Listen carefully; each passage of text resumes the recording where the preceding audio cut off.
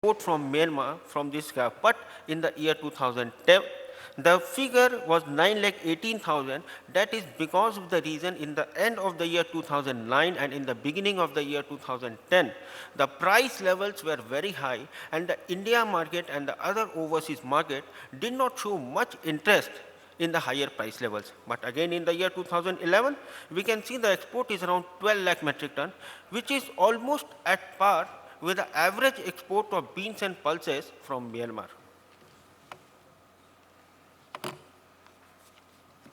The export value of beans and pulses from Myanmar is growing on consistent basis. If we see the graph here, it is very clear. In the year 2005, the total value of export was $304 million. But if we look at 2011, it is over $1 billion.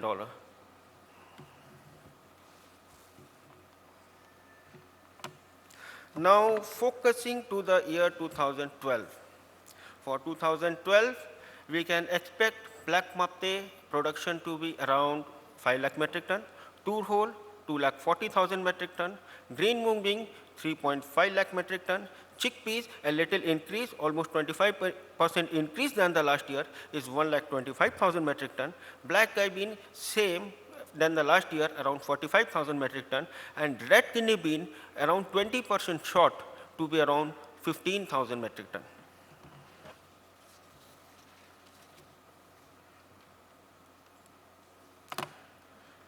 The export value of beans and pulses from Myanmar is rising on consistent basis from the past 7 years, as we have seen in the previous chart.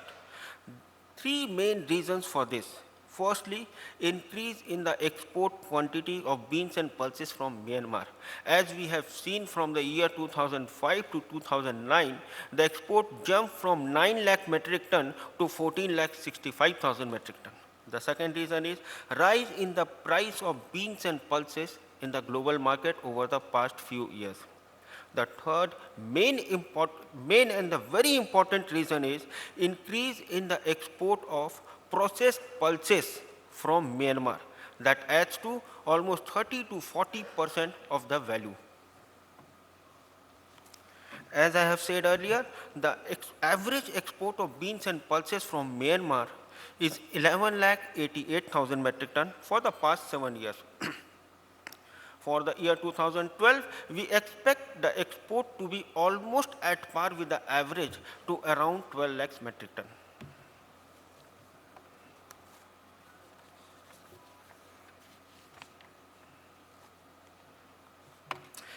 Herewith, I conclude my presentation.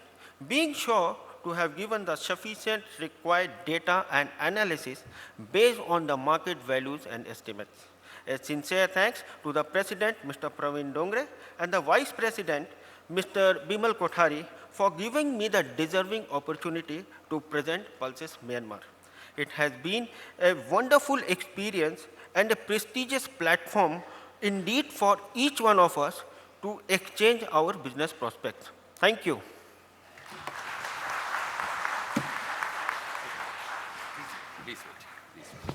Thank you, Mr. Sham Narsaria. I invite Mr. Praveen Dongre to kindly shower our great panelists with a memento, please, today. Thank you very much. To Mr. Hugo Hagi and to Mr. Sham Narsaria.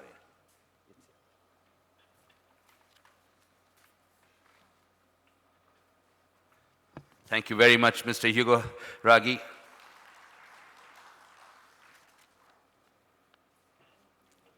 Thank you very much, Mr. Sham Narsaria, for your knowledge sharing. Thank you. Mr. Dongre. There is an announcement which I have to make as they take pictures. Gentlemen, the Director of Forward Marketing Commission, Mr. V.C. Chaturvedi, yesterday he left his conference kit, which everybody got. And in the side pocket, it was his medical card and plastic folder with his picture, which is very critical. So in case somebody has exchanged it by mistake, and if you find that, please return it either to us here or to Mr. V.C. Chaturvedi, Director of Forward Marketing Commission. Mr. Dongre. Shyam, thank you very much for that very passionate presentation. Friends, there is a lot of research which has gone into what Shyam has told us because to some extent, like India, even in Myanmar, to get detailed numbers and detailed facts is a challenge. And we can see that Shyam has done a lot of work, a lot of hard work to bring this to you. We move on, and I'd like to invite Mr. Bangar for the panel discussion that all of us have been waiting for, which is Urad, Tuar, and Moong. Mr. Bangar. You can then invite your participants. Good morning, all of you. I can see some of the chairs vacant. I believe there's a hangover of not having liquor last night. Well, as you know, we have a panel discussions on Urad, Tur, and green mung beans. So I would like to call upon my colleagues on panel, Mr. Shyam Narsaria from RV, who just presented the Myanmar data, followed by Mr. Murli Chakrabarti. He's from Myanmar AgroCorp International. He's based out of Myanmar. Mr. Sunil Patwari from Adani Wilmar. All of you know him very well. He's based at Singapore. He is with Adani Wilmar, as I said. Mr. Rajesh Agarwala from Premier Pulses Group in Delhi. He is an importer and miller. And Mr. Jayesh Patel from Export Trading Group, based out of Africa.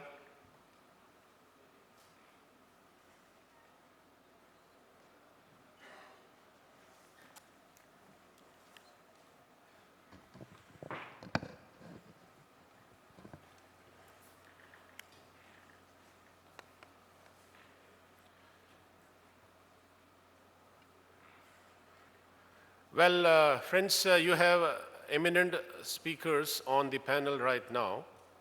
And unlike yellow peas and some of the other products from various countries, perhaps Urad, Tur, and Moong keeps you going every day, keeps you live every day, or rather every moment.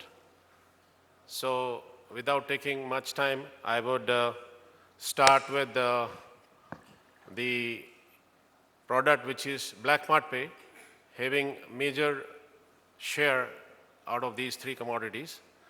So I would like Mr.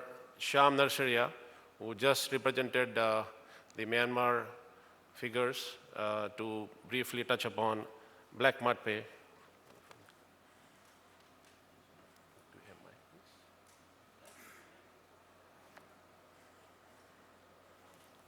Can I have mic, please?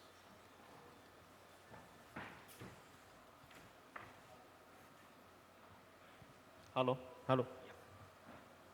Just a minute before, I presented the figure of black mapte from Myanmar. Now, looking for the price trend of black mapte in India as a whole, the consumption of black mapte in India is estimated to be around 16 lakh metric ton, that is 1.6 million metric ton. The Indian production is estimated around 1.1 million ton. So there is a shortage of around 5 lakhs metric ton for the black mapte, but that is compensated by the Myanmar production, which I said is around 5 to 6 lakh metric ton. For the year 2012, I expect the black mapte, since it is at par with the consumption, is around 1.6 lakh metric ton. 1.1 is the India crop, 5 lakh to 6 lakhs around the Myanmar crop. The price will remain stable, and the bottom price level for black mapte FAQ will be around 575 level, and the higher level is around 675 level for the CNF India port. Thank you. Okay, thank you, Mr. Sham, about that information. But maybe you would like to add the carryable stock at Myanmar.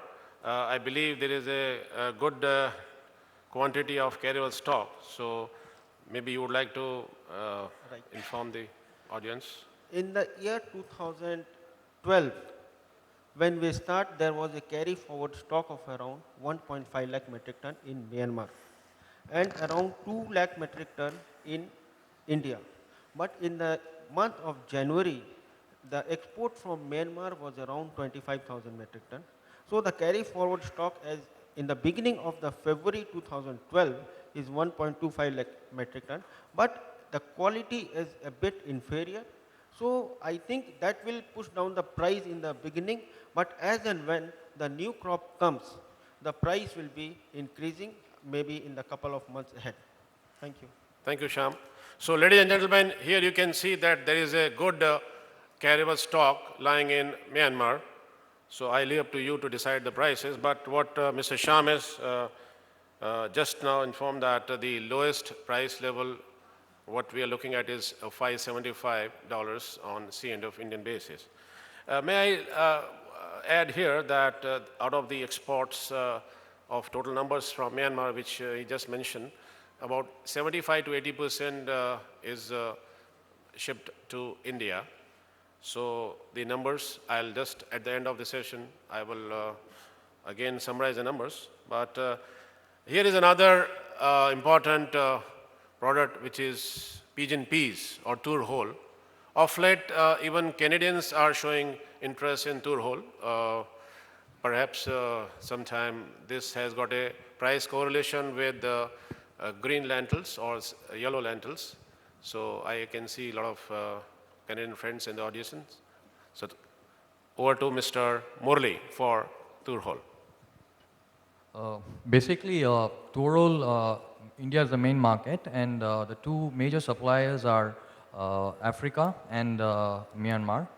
And we can see that in the last few years, Africa has caught up with Myanmar and in fact looking to surpass Myanmar. The total consumption for Toro in India is about 3 million tons, and out of which the production is about close to 2 million tons. And looking at the last year carry forward, it's about 200,000 tons.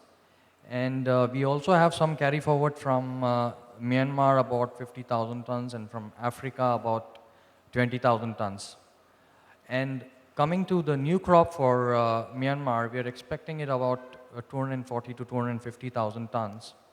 And at a later stage, we also look at the African crop, which we expect to be about close to 250,000 tons. So this leaves us with a net, shortage of about 250,000 tons. So my feeling is that maybe in the coming months, Toro should pick up. As of now, it's more or less bound within a certain range, but towards the mid of the year, I think it should peak, and prices looks to improve at that point of time. Thank you. As we heard in the inaugural session, Mr. Mahesh Patel has informed us that the production of tur hole or pulses from 60,000 tons, we can see in a few years the exports going up to 600,000 tons. So maybe I would like Mr. Jayesh Patel also to inform all of us that what are the measures being taken in Africa, or how they are poised to grow this production. And now Africa is also becoming a very important source for pulses apart from Canada, Myanmar and Australia. Mr. Jayesh Patel. Thank you, Bangarji. As we all know that Africa on an average exports around 260 to 280,000 tons annually. Mainly the all tour comes out of the East African countries, and that is in Central Africa. Mainly the Kenya, Tanzania, Malawi, Mozambique. The arrival of African tour is the most important and critical for India, because the arrival is starts somewhere around the June, July, and then obviously that ends before the new crop of Burma or India comes out. So as on the tour, just just trying to talk mainly on a Indian context.